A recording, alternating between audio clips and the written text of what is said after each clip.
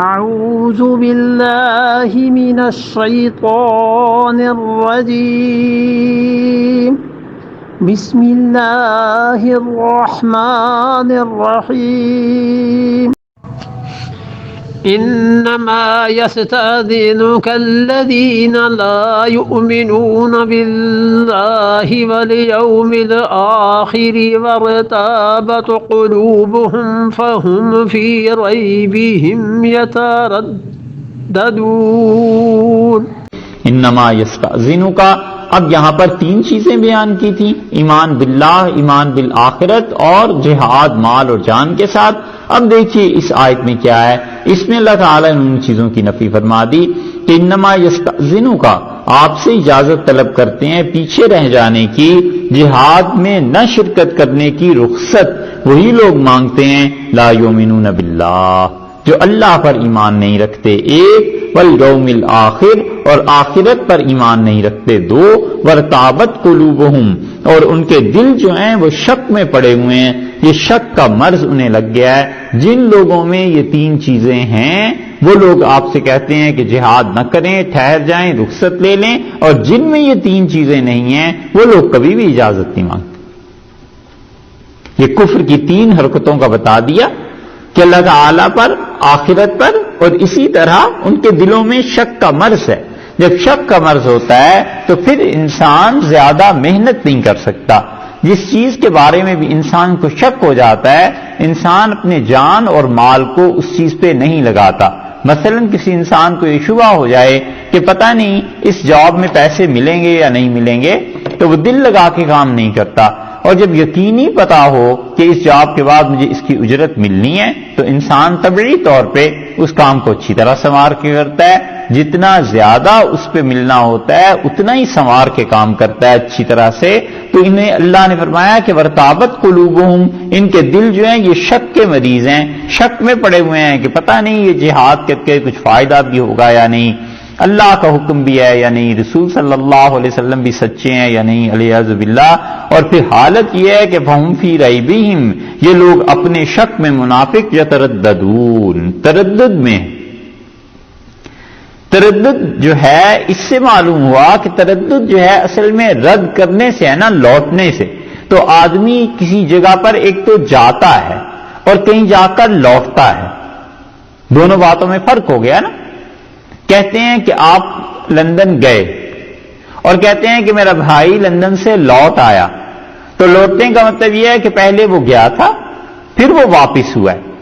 تو تردد کسی کام میں ہونے کا مطلب یہ ہے کہ وہ آدمی اس دائرے میں، اس سرکل میں سرگرداں رہتا ہے، وہ آتا ہے پھر جاتا ہے، پھر آتا ہے پھر جاتا ہے۔ کہتا ہے نا آدمی کہ مجھے اس کام کے بارے میں تردد ہے۔ تردد کا مطلب یہ کہ میں شک میں پڑا ہوں کہ کروں نہ کروں، کروں نہ کروں، کئی بار سوچتا ہوں کر لوں، کئی بار سوچتا ہوں نہ کروں، یہ ہے نا تردد۔ اللہ نے فرمایا کہ وہ اپنی بات میں فی ریبہم یترددون، اپنے شکوک میں کیا کر رہے ہیں، لوٹ رہے ہیں۔ تو جو شک تھا وہ تو تھا کفر، کیونکہ اللہ پر ایمان نہیں، آخرت پر ایمان نہیں، دلوں میں شک ہے، تو اللہ تعالی نے بتا دیا کہ اللہ اور آخرت پر ایمان نہیں ہے تو کافر ہوئے،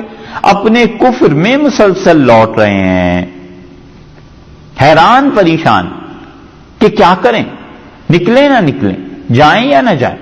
اسی لیے پھر آ کر بہانہ کیا کیا کہ رسول اللہ صلی اللہ علیہ وسلم سے اجازت مانگ لی کہ آپ اگر اجازت دے دیں تو ہم مدینہ منورہ میں ہی رہ جائیں۔ ان آیات سے کو پڑھ کے اندازہ یہ بھی ہو سکتا ہے کسی انسان کو، یا شبے میں پڑ سکتا ہے کہ رسول اللہ صلی اللہ علیہ وسلم کسی آدمی کو اپنی مجلس میں یا جب تک اپنے ساتھ رکھنا چاہیں وہ رکھ سکتے تھے، یہ بات تو درست ہے، لیکن اس سے اگلی بات کہ وہ آدمی اجازت لے سکتا تھا یا نہیں لے سکتا تھا، ان آیات سے پتہ چلتا ہے کہ اللہ تعالیٰ نے فرمایا کہ بس آپ سے کوئی اجازت نہیں مانگتا سوائے اس کے جو منافق ہے، اللہ پہ ایمان نہیں، آخرت پہ ایمان نہیں ہے، یہ لوگ اجازت مانگتے ہیں۔ مفسرین کہتے ہیں کہ ایک تو یہ آیات جو ہیں جہاد کے ساتھ مخصوص ہیں، عام حالات کے لیے اجازت نہیں مانگ رہے، بلکہ وہ مانگ رہے ہیں اجازت اس کی کہ غزوہ تبوک میں پیچھے رہ جائیں اور جہاد نہ کریں۔ تو یہ تو بات اپنی جگہ درست ہے، صحابہ کرام رضی اللہ عنہ تو کبھی جہاد میں پیچھے نہیں رہے، قتال میں وہ کبھی پیچھے نہیں رہے، انہوں نے تو کبھی اجازت نہیں مانگی۔ اس اعتبار سے یہ آیت اپنی جگہ پر درست ہے، پوری ہے۔ اور ایک چیز یہ ہے کہ عام زندگی کے حالات میں رسول اللہ صلی اللہ علیہ وسلم کی مجلس میں بیٹھنا، حضرت صلی اللہ علیہ وسلم کا بلانا اور کسی کا آپ کے بلانے پر آنا یا نہ آنا، یہ کیا چیز ہے؟ اس کو اللہ تعالیٰ نے ایک اور جگہ بیان فرمایا ہے۔ 18ویں پارے میں آپ دیکھیں سورہ نور کو، سورہ النور 18واں پارہ ہے،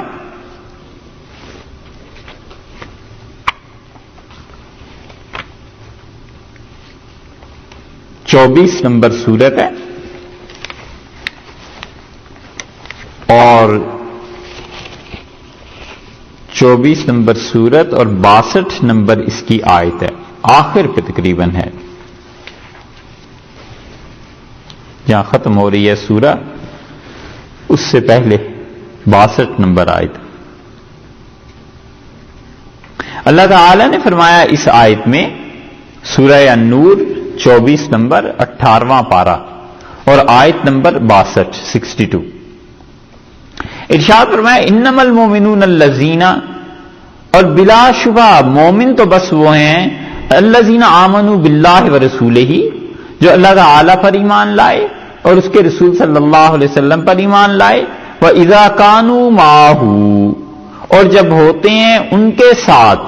یعنی رسول اللہ صلی اللہ علیہ وسلم کے ساتھ، علی امر جامع،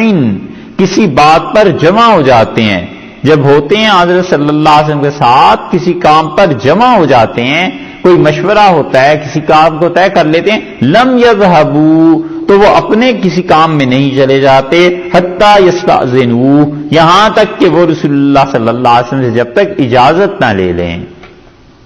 تو معلوم ہوا یہ اجازت دینا صحابہ کرام رضی اللہ عنہم کا درست تھا، اور وہ جب تک کام پورا نہیں ہو جاتا تھا اجازت نہیں لیتے تھے۔ ان الذین یستأذنون کا، اور بلا شبہ جو لوگ آپ سے اجازت لیتے ہیں، اولئک الذین، یہ ایسے لوگ ہیں یؤمنون باللہ ورسولہ، جو اللہ اور اس کے رسول صلی اللہ علیہ وسلم پر ایمان رکھتے ہیں۔ سورہ توبہ میں فرمایا ہے کہ یہ جو لوگ آپ سے اجازت مانگتے ہیں، یہ وہ ہیں جو اللہ آخرت پر ایمان ہی نہیں رکھتے اور ان کے دلوں میں شکوک ہیں، شبہات ہیں، کفر ہے۔ اور یہاں فرمایا ہے کہ اولئک الذین یؤمنون باللہ ورسولہ، یہ ایمان والے آپ سے اجازت جو مانگتے ہیں، تو یہاں مراد یہ نہیں ہے کہ جہاد میں پیچھے رہ جانے کی اجازت، پھر کیا مراد ہے آگے دیکھیے، فَإِذَا اسْتَأْذَنُوكَ، تو آپ سے جب یہ اجازت طلب کریں، لِبَعْضِ شَأْنِهِمْ، اپنے کسی کام کے کرنے کے لیے، اس لفظ نے ساری بات صاف کر دی نا، لِبَعْضِ شَأْنِهِمْ، کہ اپنے بعض کاموں کے لیے جو گھر میں ضروری ہیں کرنا ہے، انہیں جانے کی اجازت چاہیں، فَفَضَلَّ مَنْ شِئْتَ مِنْهُمْ، اور آپ ان میں سے جس کو چاہیں اجازت دے دیا کریں۔ یہ بھی بتا دیا کہ اگر آپ اجازت نہ دیں تو آپ کا بھی حق ہے، لیکن آپ جس کو چاہیں اجازت دے دیا کریں۔ وَاسْتَغْفِرْ لَهُمُ اللَّهُ، اور ان کے لیے آپ اللہ سے معافی مانگتے رہیے۔ صحابہ کرام رضی اللہ عنہ کوئی بات ایسی کر دیں جو بات مناسب نہیں ہے تو دیکھیے آپ اللہ سے معافی مانگتے رہیے، کیونکہ کام یہ آپ کے ساتھ کر رہے ہیں۔ ان اللہ غفور الرحیم، اللہ تعالیٰ بخشنے والا ہے، مہربان ہے۔ تو بظاہر دو آیات جو تھیں آپس میں ٹکرا رہی تھیں، کہ وہاں سورہ توبہ میں فرما دیا کہ آپ سے اجازت مانگتے ہیں جو اللہ اور آخرت پر ایمان نہیں رکھتے، یہاں فرما دیا کہ اللہ اور آخرت پر ایمان رکھتے ہیں، لیکن دونوں حالات میں فرق ہے نا۔ وہاں غزوہ تبوک سے پیچھے رہ جانے کی اجازت مانگ رہے تھے، یہاں اللہ نے فرمایا لِبَعْضِ، وہ اپنے کاموں کے سلسلے میں جب اجازت چاہتے ہیں، اور پھر ساتھ یہ بھی کہہ دیا کہ اگر آپ چاہیں تو اجازت دے دیں، چاہیں تو نہ دیں۔ صاف ہوئی بات، ٹھیک ہے۔ اس لیے بعض حضرات کو ان آیات دونوں کو ملانے میں ربط کو وہ کہتے ہیں مشکل ہے، لیکن بڑی صاف بات ہے۔ اللہ تعالیٰ نے فرمایا آپ سے اجازت وہ طلب کرتے ہیں، یعنی غزوہ تبوک میں پیچھے رہ جانے کی، جو اللہ اور آخرت پر ایمان نہیں رکھتے، وَارْتَابَتْ قُلُوبُهُمْ، اور ان کے دل اس شک میں پڑے ہوئے ہیں، یعنی رسول اللہ صلی اللہ علیہ وسلم کو حق میں سمجھتے ہی نہیں، اس جہاد میں انہیں کوئی فائدہ ہی نظر نہیں آتا، فَهُمْ فِي رَيْبِهِمْ يَتَرَدَّدُونَ، اور اپنے اس شک میں ہی بھٹک رہے ہیں، اور شک تو پہلے دن سے تھا، شک تو پہلے وقت سے تھا، اور وہ شک کیا تھا حضرت صلی اللہ علیہ وسلم کے ساتھ کفر جو تھا ان کا اس طرف اشارہ فرمایا.